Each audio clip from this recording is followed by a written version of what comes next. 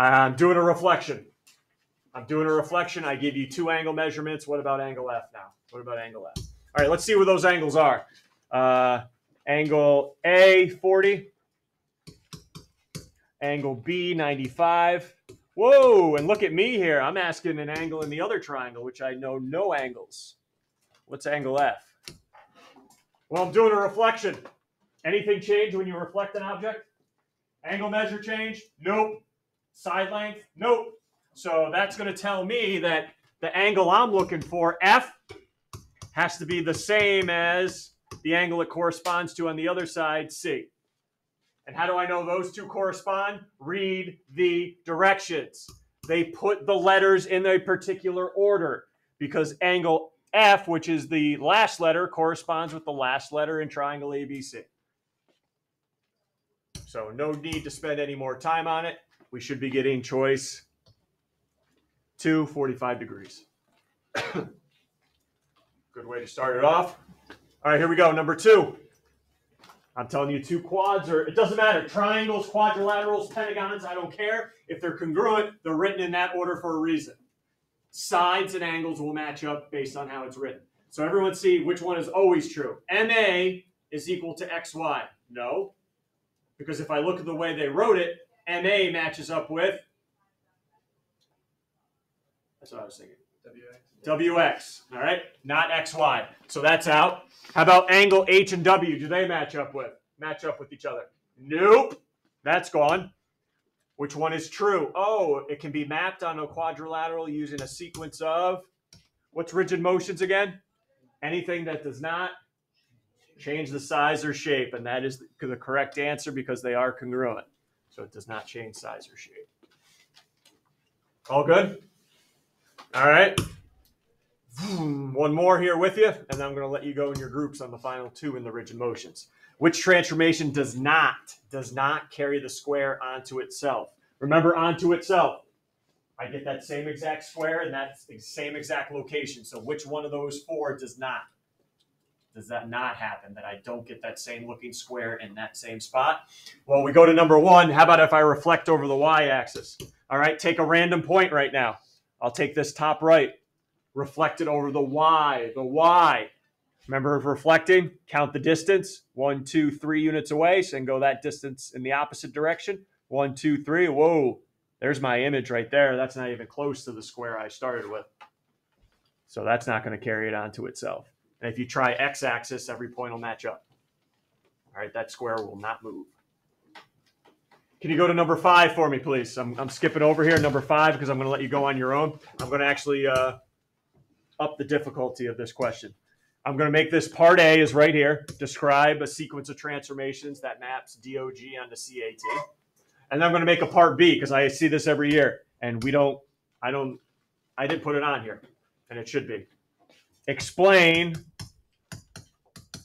why these 2 triangles are congruent. DOG congruent to CAT. There's specific wording, if you remember, I needed there. All right, so you're going to go back to number 4, work on it in your groups, and then roll over to 5. See what you guys can do here. Give you plenty of time to work. Things. One thing that's not that good is number 4. All right, a couple groups may have to change their answers. All right, which one's going to map ABD onto CDB? Again, letters are written in a specific order. So when you perform whatever transformation's the answer, A has to go to C. B has to end up at D, and D has to end up at B. So if I take choice number 1 right now, let me start at A. I reflect it over line L. I'm at B. And now if I rotate it 180 degrees, 180, this is what figure? Rectangle, 90 degrees every vertex. 90, 180. I end up at D. I don't end up at C where I should have ended up at. All right, so it can't be choice number 1. Now I go to choice number 2, reflect over both the lines. All right, so A goes to B, and then I have to reflect that over M. All right, now I'm at C. But I'm not confident, though. You have to sit for this exam for 2 hours. All right. If you finish in an hour and you think you're hot stuff, all right, you're going to be waiting there for an hour, and there's only so many times you can ask to go to the bathroom, right? So check yourself at anything, double check, whatever. Now go to see if it works to B to D. See if it works to D to B. Just because you found the right combination first, okay, well, it better work for the other two, because they'll put something on here that maybe will work for one, but not the other two. So check everything, and then, yes, these did work for the other two. All right, and then next up, a couple things here. Make sure you're going from dog to cat. All right, if your rule brings me from cat to dog, no good. It's got to follow the directions, dog to cat. In Unit 9, when we did these, I gave you a little tip to see if a reflection may be involved. Orientation. If I go from D to O to G back to D, everyone agrees I'm going clockwise? All right, what happens when I go and follow the same order in cat? Where am I going now? Counter. So my orientation is changing, which means there's at least got to be an odd number of reflections. Even number brings me back to the same orientation. So there has to be a reflection involved. And then this is now I just did one. I didn't check for multiple ways to do it. So if yours is not the same as mine, it could still be right. I did a reflection over the y-axis or through the y-axis, followed by a translation. What was the translation? Up 5? Yep, up 5. Hey, I loved it! Walking around and people were doing it in words, and then they were talking about doing it in a composition form. Loved it.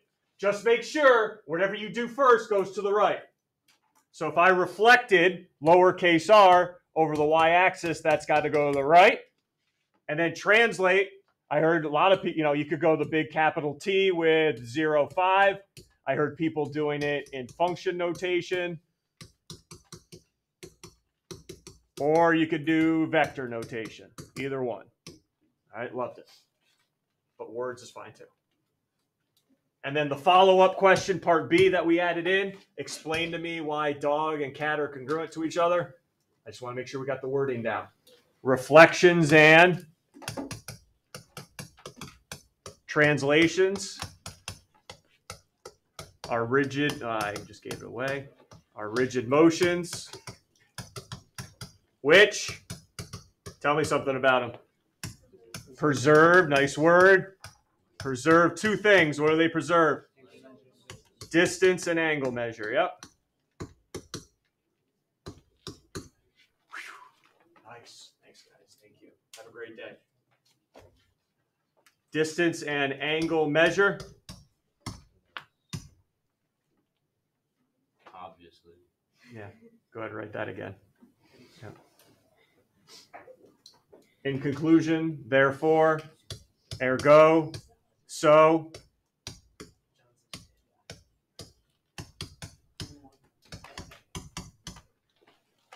There you go. If you had side length instead of distance, perfect. It's good too. All right, but gotta have that wording in there. Notice also, I heard a couple groups debating about this. Notice I don't have what type of reflection or translation I did. That's because I already did it above. If I did not have part A in there, you better believe you get detailed down here. Okay, with over y-axis and up 5. All right, rigid motions, anything. All right, there's going to be only one of them, but I want to make sure you're prepared because I know some of you are striving for the high 90s, even the 100 challenge, maybe. We talked about that in there, correct? The Hondo challenge. All right, you're striving for it, so you might want to get this one right. What's the area of this rhombus? All right, chances are your head is filled with 8,000 formulas. All right, a ton. And most of them you need aren't even on the formula sheet. So that's a lot to remember. Now, am I going to expect you to remember the area of a rhombus? And if you want to jot this down, you can because it's on your formulas to know. Area of a rhombus, 1/2 diagonal 1 times diagonal 2. All right, I don't know how many of you are going to remember that. I don't care either, especially in this problem, because you can do this a different way, which I would prefer. Box method. Because what happens if you don't know what this figure is? Like say it's a pentagon, and I ask you to find the area. That's a problem. Box method. You can box it in. We remember this? You can find the area of the box, and then the unshaded figures are what? Or the non-rhombus figures are what? Triangles, which you have on your formula sheet. 4 of them. So we can find the area of the box and subtract out the area of each of the 4 triangles.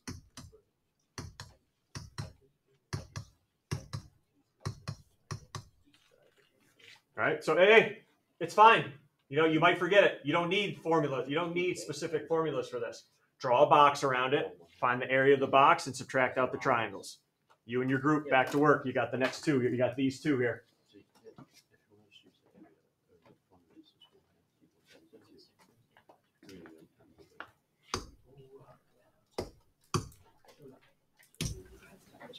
Get an area of 24 there, and then go ahead and finish up 7 if you have it.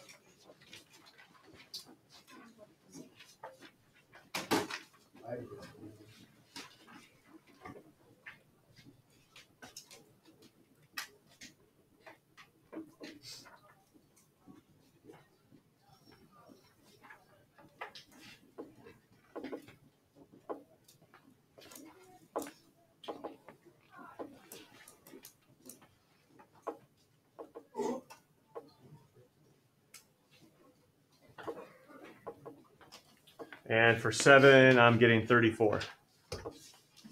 The box had an area of 54.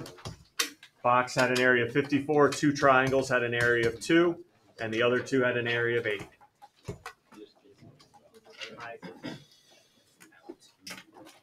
And the final topic to expect, without a doubt, little Hill Sass. Good times back in the day. Before we jump into the problem, how am I going to know Hill Sass is needed? Because Hill Sass works only in a right triangle. Yeah, so does Pythag. So does SOHCAHTOA. So how am I going to know that it's going to be Hill Sass versus all those? What's in the directions? The wording in the directions. When I see altitude drawn to the hypotenuse, boom, automatic, Hill Sass, automatic. Any altitudes drawn to the hypotenuse of a right triangle. All right, so you've won the first battle. You know it's a Hill Sass, but now it's a 50-50 shot. Which one do I use? So let's talk.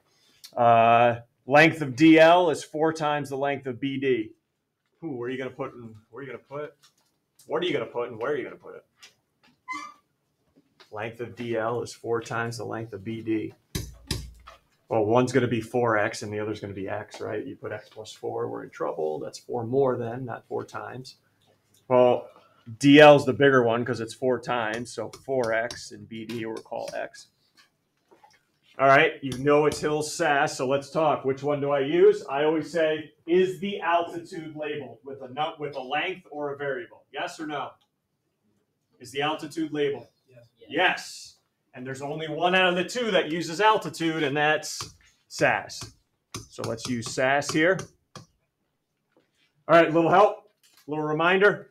Show me I taught you something this year. S for segment. Where are they located? On the hypotenuse. There's 2 of them. So I'll plug in one of them. X. A for, and that's the one that's drawn to the hypotenuse. So in this case, 6. A for same altitude.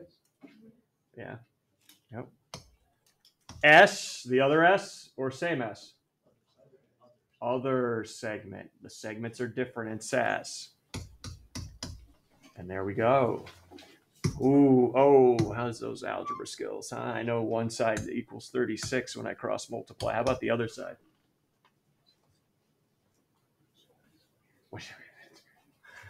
5x, embarrassing. 4x, even more embarrassing. 4x squared. And I don't know what the deal is with some. You guys always get square root happy. No, not until x is by itself you can get square root happy.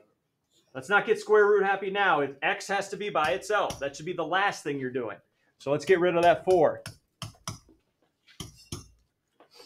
X squared equals 9, so x equals 3. How long do you have to stay? 2 hours.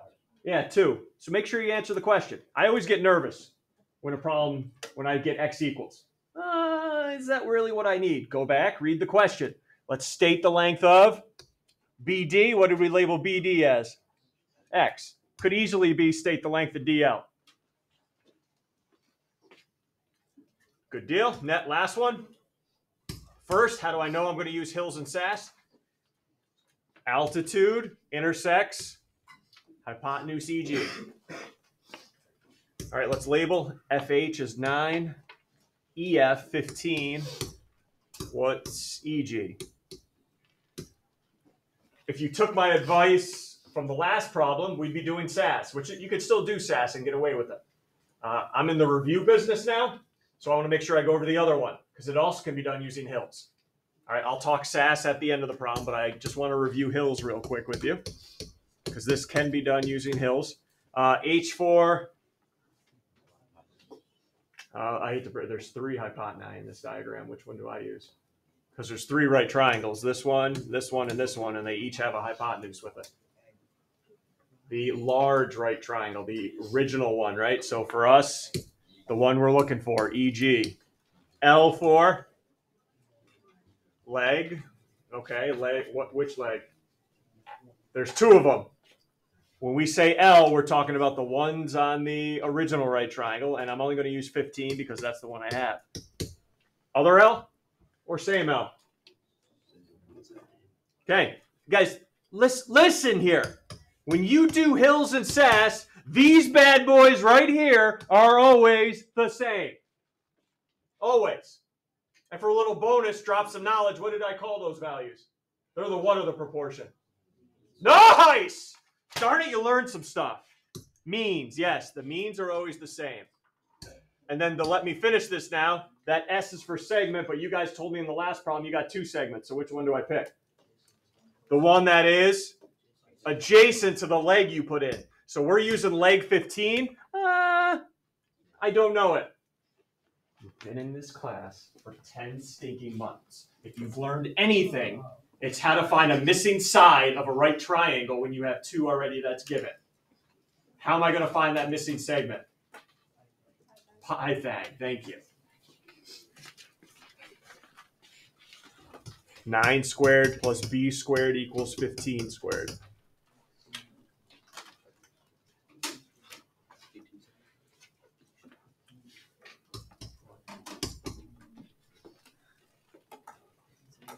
So that missing segment should be 12. Means are always congruent in Hills and Sass. Cross multiply now to finish it off. The hypotenuse length, I believe 18.75. Whoa. Remember I said we could have, some of you might have went right to Sass, right? Because you saw 9 as the altitude. We could still get away with Sass, watch. Segment, 12, you would have noticed I had to do Pythag. Altitude, find HG, the other segment, add it to 12, and we got it. Okay, add it to 12 and you got it. All right, so you could have used either one. Right now, you guys see what the assignment is. You're going to take out January 2023, start finishing any questions that are blank. I should see a ton of Chromebooks open, whether you're sharing with somebody next to you or just using your own. Answer key to January 2023 open on Classroom.